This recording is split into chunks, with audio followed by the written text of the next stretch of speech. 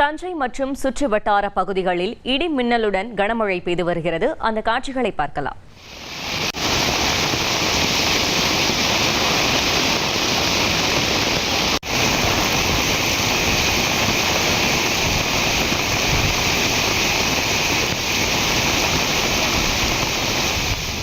இது குறித்த கூடுதல் தகவலை செய்தியாளர் சையத் மௌலானா வழங்கிட கேட்கலாம். சையத் மௌலானா, வணக்கம். தஞ்சையின் எந்த பகுதியில் அதிக மழை பதிவாகி இருக்கிறது? கூடுதல் தகவல்கள்.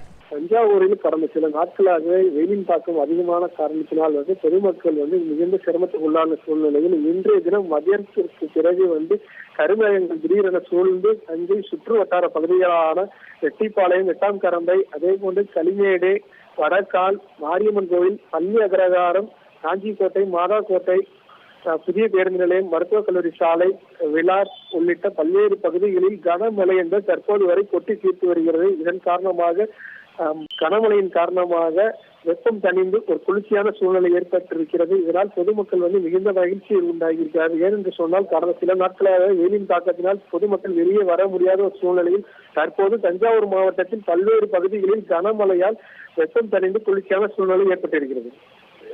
தகவல்களுக்கு நன்றி சையத் மௌலானா.